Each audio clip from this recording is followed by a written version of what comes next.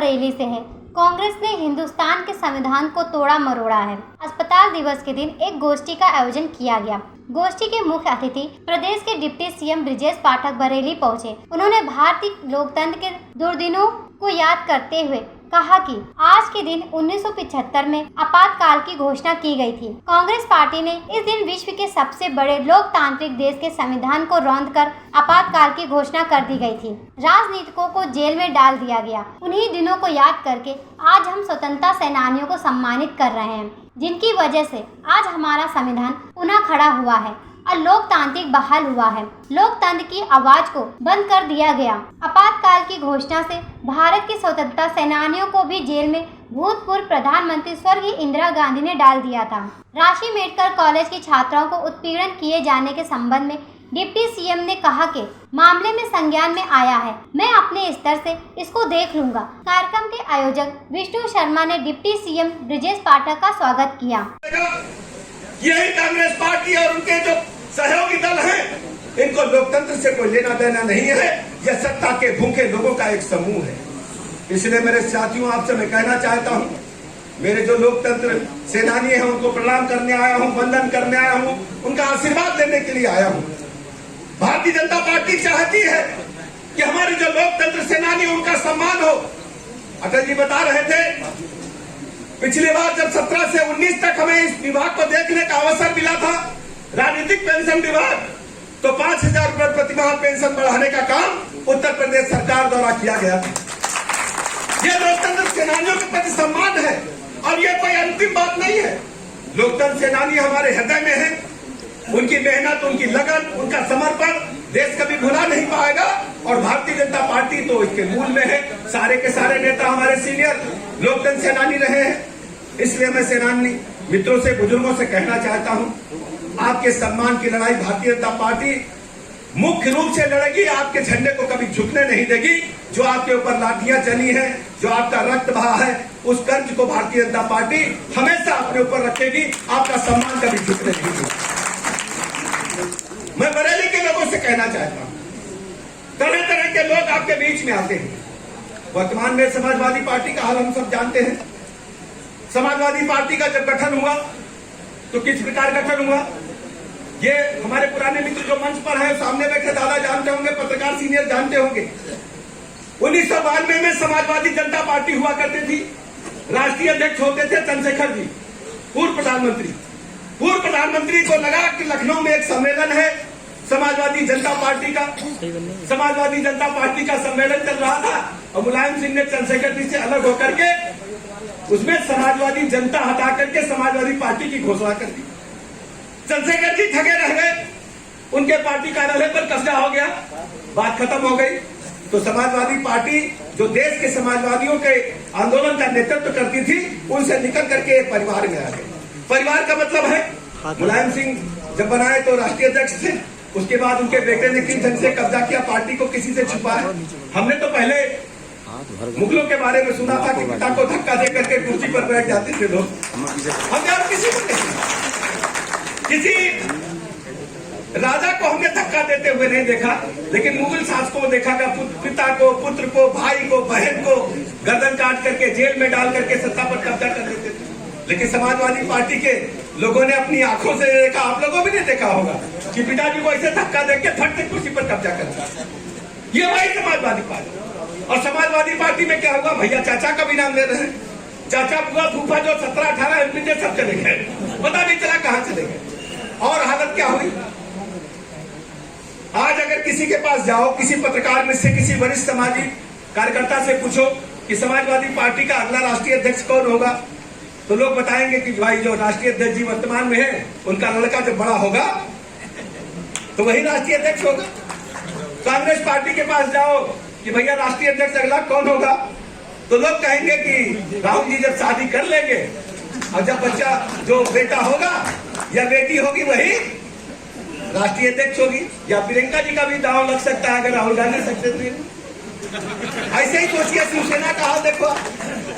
शिवसेना में देखो एक कैसे कैसे होता है, पिता मुख्यमंत्री है, बेटा कैबिनेट मिनिस्टर है, सर देखिए झुक ही नहीं सकता शर्म के मारे। ये लोकतंत्र है, जनता के टैक्स की मनी है, लोगों ने सेवा का व्रत लिया है, संविधान की शपथ ली है, बापू देकर मंत्रिमंडल में। श्रीलंका क्यों गया जानते हैं? श्रीलंका का तख्ता क्यों पलटा? ऐसा जानते हैं? इतिहास जो अखबार पढ़ते हो पढ़िएगा जरा। अब चले जाइए उधर तेलंगाना में, चंद्रशेखर जी ने पार्टी बनाई तो बेटी पार्टी चला रही। दूसरा जो आंध्रा में देखेंगे तो YSR कांग्रेस है, तो वो चले गए तो उनके बेटी की पार्टी हो गई। अन्ना द्रुमुक के बारे में आप सब जानते हैं। इस समय केवल भारतीय जनता पार्टी है जो सबसे पीछे बैठा बूथ अध्यक्ष है, वो भी राष्ट्रीय अध्यक्ष हो सकता है और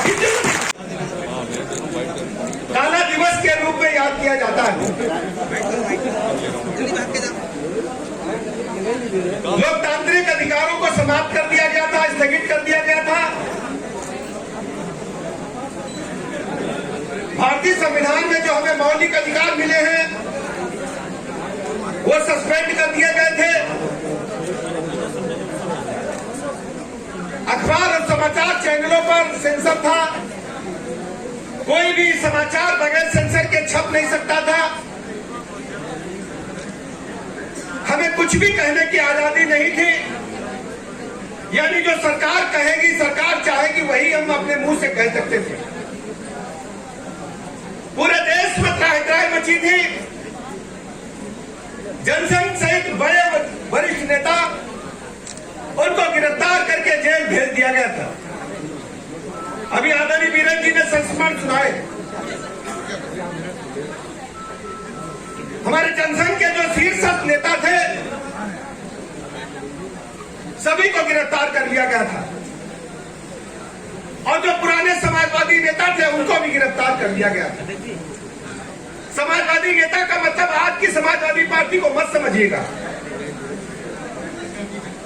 समाजवादी नेता मतलब थे राजनारायण जी, आचार्य नारायण देव जी,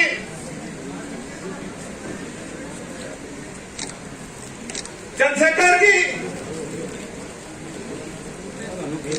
आज के समाजवादियों की तरह नहीं। वर्तमान में जिस समाजवादी पार्टी की आप सब चर्चा सुनते हैं, ये असली समाजवादी पार्टी नहीं है।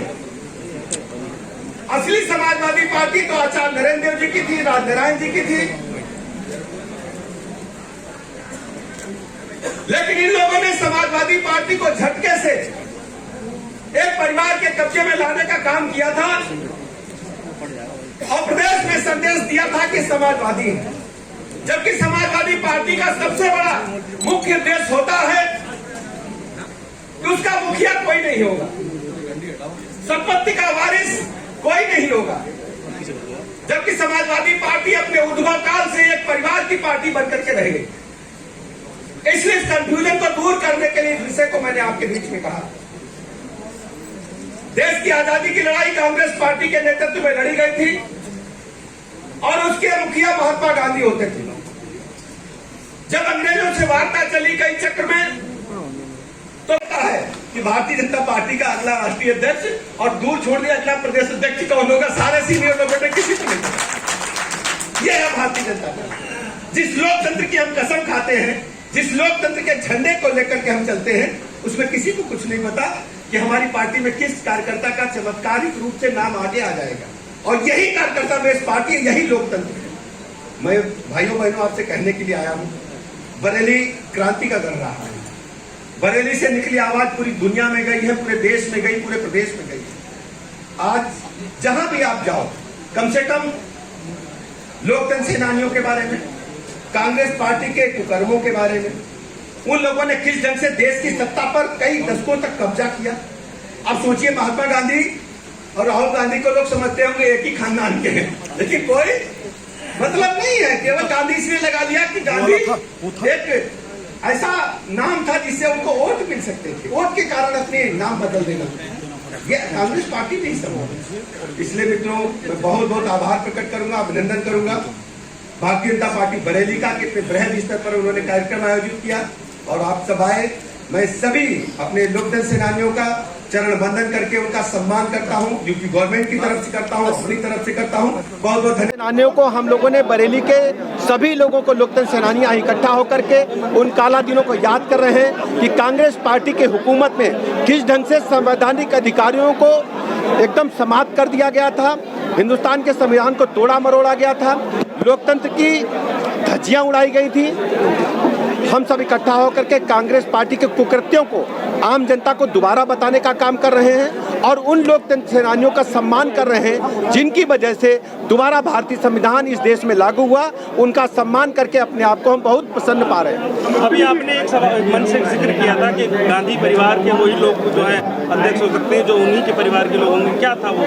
आप जानते हैं कि भारतीय जनता पार्टी शुचिता के साथ अपने कार्यकर्ताओं के बलबूते काम करती है समाज में, और हमारा कार्यकर्ता किसी भी पद पर मेहनत के बलबूते अपने कार्यों के बलबूते पहुंच सकता है, जबकि दूसरे दलों में कांग्रेस स्टूडेंट हड़ताल पर बैठे हुए 3 दिन से, राष्ट्रीय मेडिकल के स्टूडेंट 3 दिन से हड़ताल पर बैठे हुए हैं और उनकी प्रशासन सुनने वाला नहीं है। आप मुझे जानकारी दे रहे हैं और पूरी बात हम जानकारी करके बरेली से फजल रहमान की रिपोर्ट, न्यूज़ हब भारत।